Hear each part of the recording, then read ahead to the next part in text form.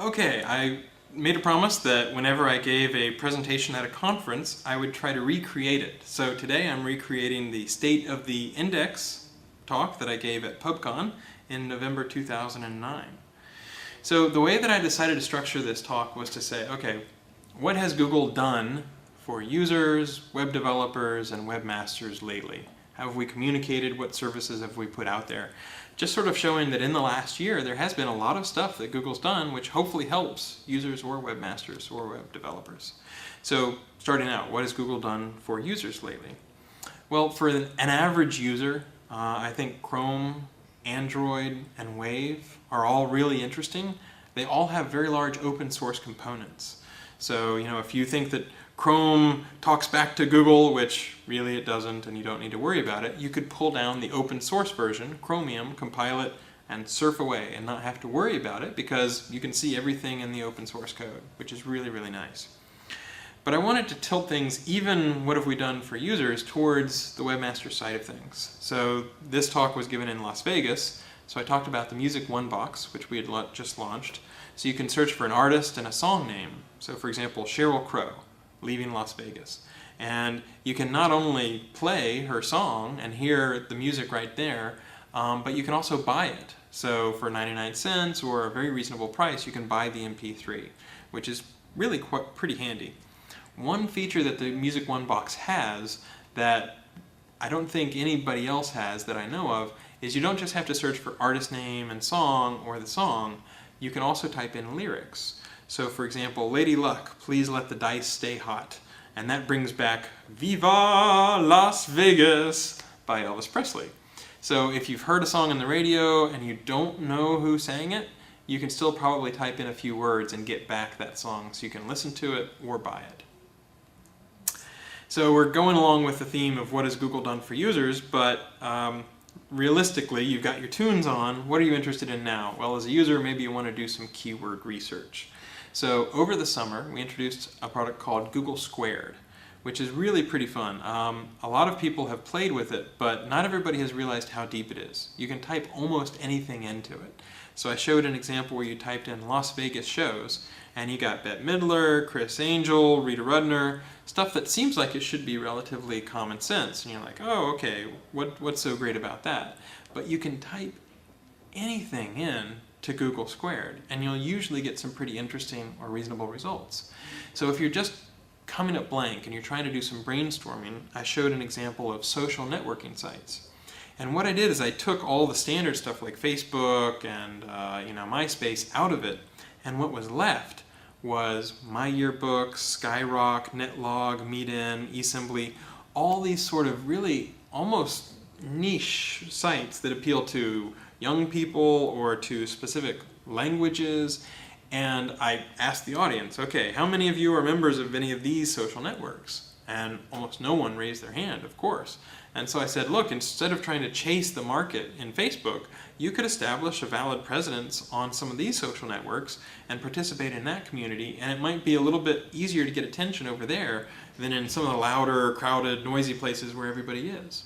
So that's social networking sites. That's one way you could use it, but Google Squared, you can type in almost anything, and you can type in suggestions and get a lot of good feedback in terms of brainstorming or keyword research. So speaking of social networking sites, the next thing that I mentioned that a lot of users enjoy that we've done in the last year is Google Social Search.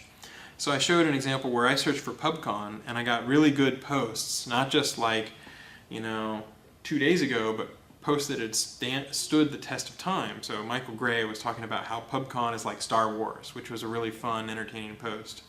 And that's not just stuff from the web, it's stuff from the web that's public, but is also involved in your social circle. So if you click on, for example, results from people in your social circle, you'll get to this sort of tool belt on the left-hand side where you can slice and dice your search results. And one of the things that's shown is social. So you can do a search, you can click on that tool belt, you can go to social, and the example that I showed was meta tags. And I got all the people who had done public blog posts or talked on Twitter about meta tags, and it was really pretty interesting. One feature that I talked about that not everybody knows about on social search is that if you open up this tool belt mode where you say show options up at the top above the search results, suppose you do a search like meta tags. You'll see the people who are most relevant, who have written about meta tags in the past. And the people who are shown will change depending on what you search. So if I search for podcasts, I'd probably get Leo Laporte. But if I search for meta tags, I get Jennifer Slegg or Eric Goldman or Danny Sullivan. And so it's pretty neat to see how different searches will bring up different people who are experts in your social circle. So I kind of wanted to push it a little bit because whenever I talked to the social search people before I left, they said, hey, we still have query capacity, tell them to sign up for it. So the simple way to sign up for Google Social Search is, first, it helps if you have a Google profile, because then we know from your account what are the different services like Twitter or FriendFeed that you use.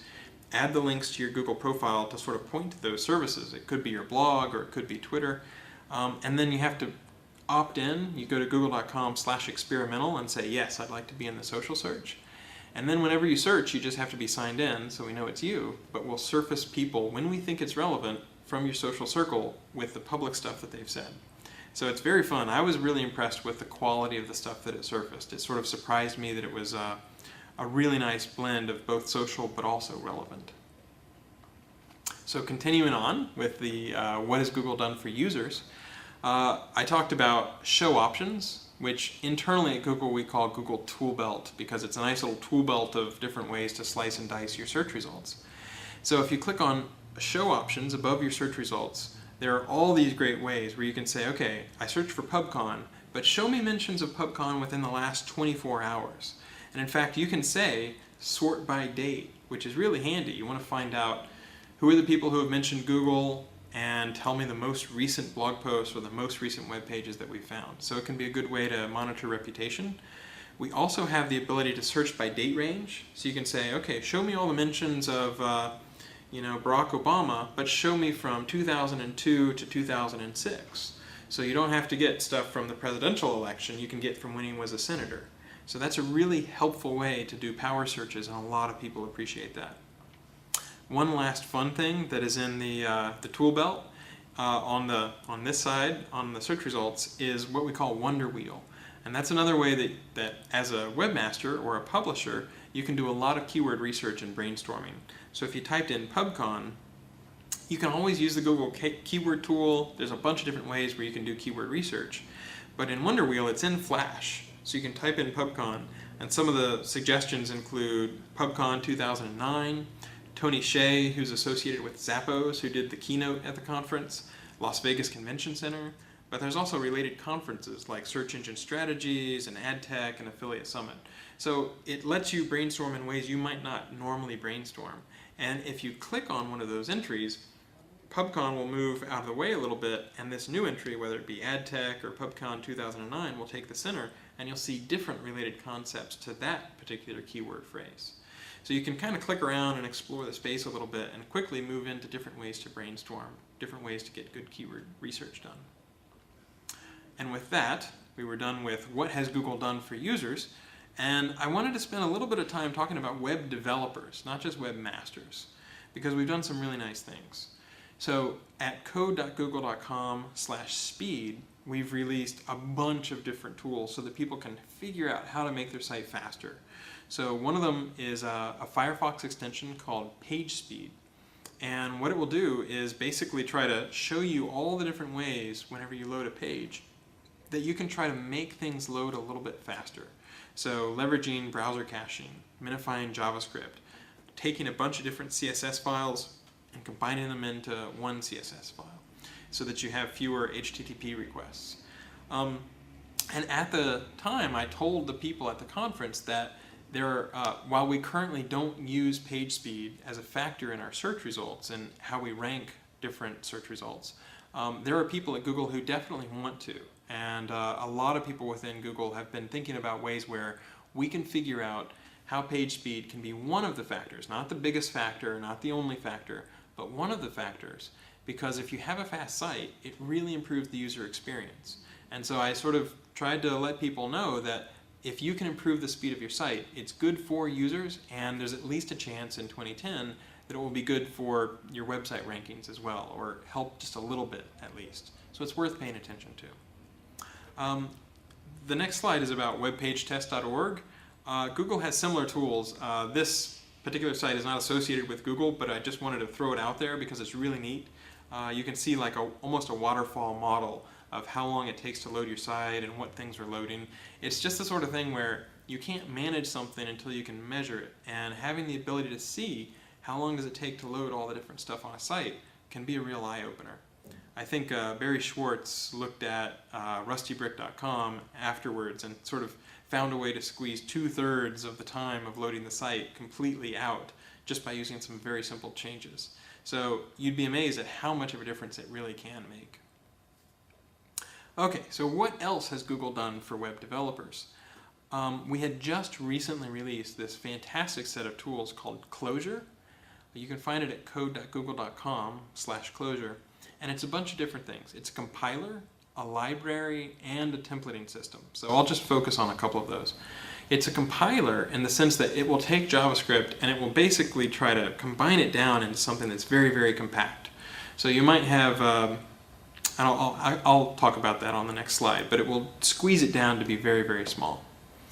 The library is incredibly interesting. There's something like over 180 different just UI elements alone. So I'm showing on this slide goog.ui.datepicker, which is the same date picker that Google uses, whether it's in Google Calendar or a lab in Gmail, and you can use that code totally for free.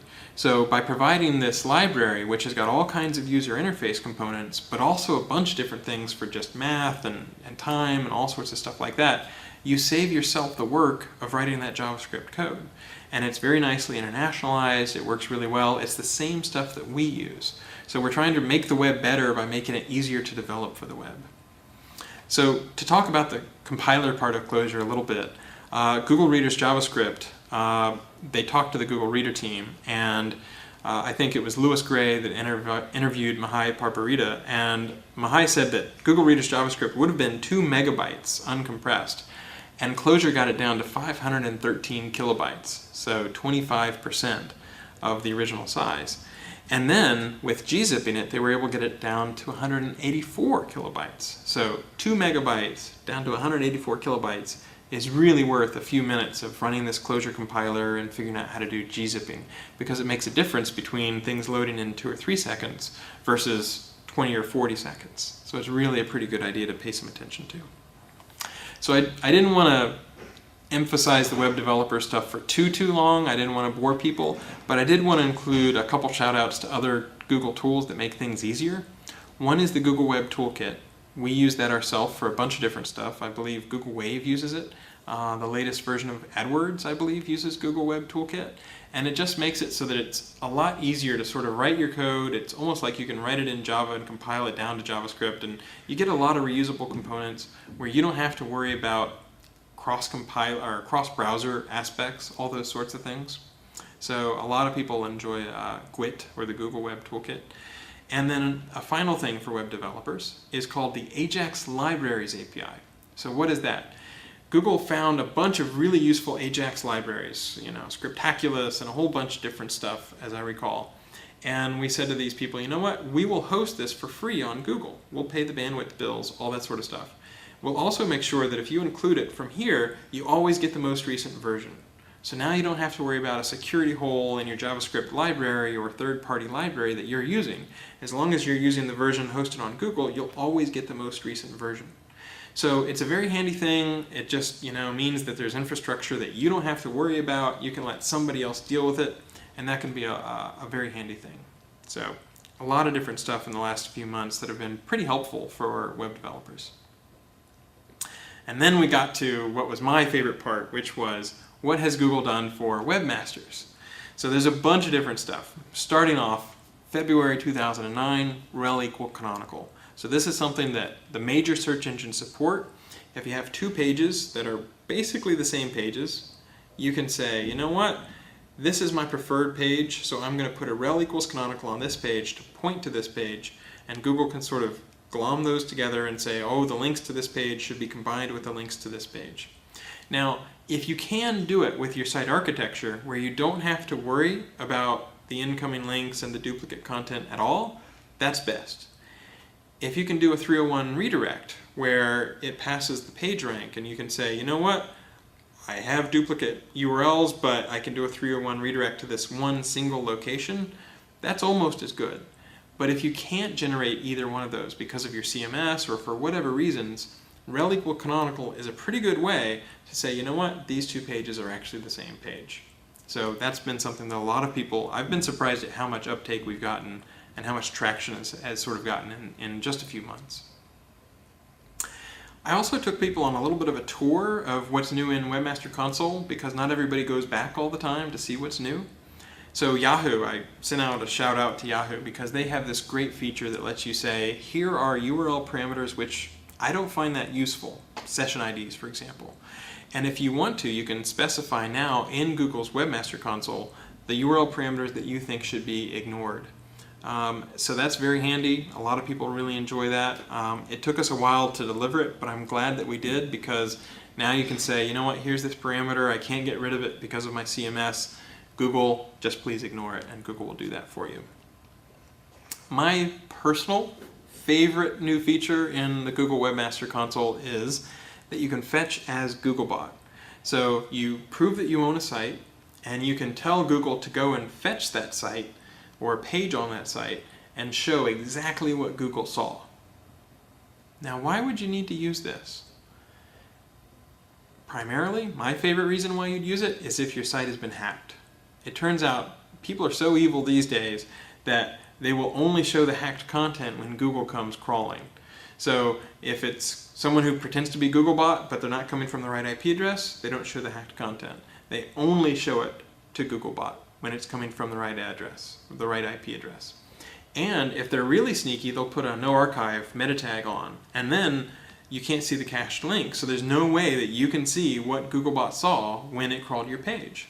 So as long as you own the page and you register that it's yours in the Webmaster Tools area, you can fetch a page as Googlebot, and then you can say, aha, here's my hacked content by Cheap Cialis. And you can iterate, you can fetch a bunch of different times a day to sort of say, okay, I tried to clean it up. Is it gone? No. Crap. Okay, I'll try to clean it up again. Oh, got it. Okay, good. Now my site's clean. So it's a very handy tool. In my mind, it's primarily the best for detecting malware. We've even seen people at Google get their blogs hacked. So it can be really, really handy even for people at Google to be able to fetch a page as Googlebot.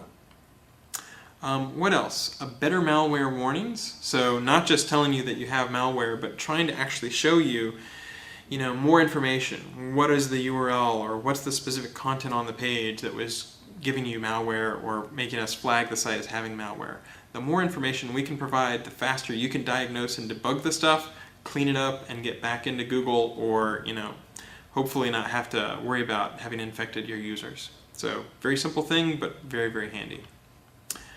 This one's kind of interesting, message forwarding. So if you have a message in the Webmaster Console, it used to be you'd have to go and check on it and say, go log in every day and see, do I have a new message? And not everybody lives and dies and breathes the Webmaster Console and wants to show up every morning and, oh, I wonder if I have any new messages, I can't wait to find out. So adding the ability to say, you know what, if I get a message in the Webmaster Console, send it to me by email or forward it to me by email. I was kind of surprised. This one got spontaneous applause. So apparently there are a few people who were really glad that they could forward their messages on to their email address. Relatively straightforward thing, but very, very helpful. Another straightforward but helpful thing is keyword details. So we're starting to show more information where, suppose you look at my blog, for example. I rank maybe for a keyword like SEO. I could click on that and I could see some of the top pages that had the keyword SEO. So it can be very handy to just sort of drill down in more detail on what are the exact pages that have these keywords, things like SEO. So to close out what the PubCon presentation was talking about, one of the big things we talked about was communication. So we did over 80 blog posts in the last year. We posted a 20-plus page SEO beginner's guide in PDF. So that's really handy because a lot of people think Google hates SEO, and nothing could be further from the truth. SEO, when done well and when done in a white hat way, can make your site more crawlable, more accessible, and can help users find useful content on your site. So a lot of people like to think, oh, Google hates SEO, Google thinks all SEO is evil. And I was really glad that we published this SEO beginner's guide, because if we thought SEO was evil, we wouldn't tell people, hey, here's an introduction to what it is, how to do it well, how to do it in a white hat way. I think there's nothing more than we would like than to have webmasters and Google cooperating to try to return good information to users. That's in everybody's interest. So that was a really big step to be able to put that beginner's guide out there. Something that eased a lot of people's mind was just to do a blog post and a video to say we don't use keyword meta tags. You see these lawsuits going on where somebody's like, he put my business's name in the keyword meta tags, therefore I'm going to sue him. And it was kind of nice to do this blog post because we've already seen a little bit of an effect from that, where people are like, look, it's been a well-known fact for a long time. You can test it by putting a weird, unique keyword meta tag, and then you search for it later and you don't find it. So any reasonable person running the experiment would conclude Google doesn't use the keyword meta tag. But just to come out and confirm it so that people don't have to worry about it and don't have to waste their time on it is really nice. So I was glad we were able to do that.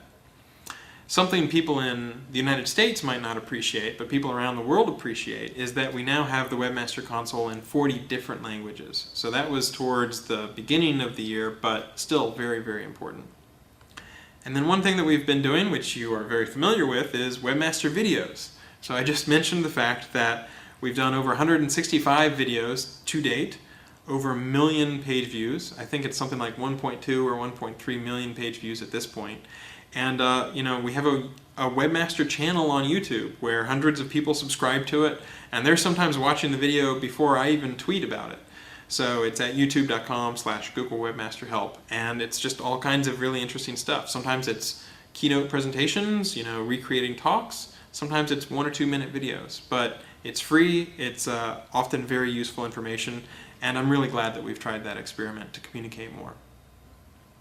So it was kind of a hot topic about caffeine right around the time that PubCon was going on. So we just included a slide or two to talk about caffeine. So just to remind everybody, it's a rewrite of our indexing infrastructure. So it's taking the old way that we used to index things that we'd crawled around the web and replacing that with new architecture that was fresh and was written to be more scalable, more flexible, the ability to attach different types of data in the process of indexing, the ability to do more documents, so a more comprehensive version of the web, and the ability to do it faster. All of that sort of stuff is really, really useful. And people were a little worried, so we just reassured them that we got great feedback from the beta, but we were going to open up Caffeine at one data center. It was going to stay at one data center before the holidays, so you wouldn't see Caffeine at any other data centers than the one until after the holidays, until at least January. And that just put everybody's mind at ease. They don't need to worry about Caffeine. We are mindful of the fact that when the holidays are coming, webmasters get a little jittery, they get a little anxious, they don't want rankings to change, they don't want major changes to happen. And to the extent that we can, we try not to make any major changes. Now, Q4 is 1/4 of the year, and you can't just shut down the search engine and not make any daily changes or make any changes at all for 1/4 of the year, or you'd lose a lot of productivity. But we try to figure out if there's something big coming, can we either do it earlier in the year or can we do it after the holidays, so that we try to avoid getting into major problems. And I think that people appreciate that. Looking forward to the future, what do people see coming down the pipe? I think hacking and malware will continue. We see a lot more people sort of checking those webmaster documentation pages, so malware and hacking will continue to keep growing. But we're going to keep working on making our relevance better, trying to find ways to detect hacked sites and detect spam, as we always do. We're going to keep looking at ways to communicate in better, more scalable ways. We've tried everything from webmaster chats to forums to tweeting to videos, and we just keep trying to find ways, whether it's blogs or conferences, to answer questions, and we're going to keep doing that. So I closed the presentation with just a few takeaways. I said, if there's nothing else that you remember from this talk, the 4 things that I'd like you to remember are, number 1, try social search out. It's surprisingly useful. It's really good at surfacing relevant public content from your friends. Number 2, try to speed up your site. There's a bunch of tools, and you'd be amazed at how easily you can speed up your site very quickly in some ways without doing a ton of new things, just trying to tweak a few small things, and users really appreciate that. If you haven't looked at the Webmaster Console in a while, dig into it because there's a lot of good content there. And finally, go ahead and subscribe to the official blog, the Google Webmaster Central blog, and the video channel on YouTube. I'm kind of proud that I feel like I'm a little superfluous. People don't really need me as much anymore. So I've noticed that I don't post as much Google stuff on my personal blog because there's so much more stuff going up on the official blog. And I'm sort of urging people to think about switching their mental model from let's see what Matt has to say today to let's see what the official blog has to say today.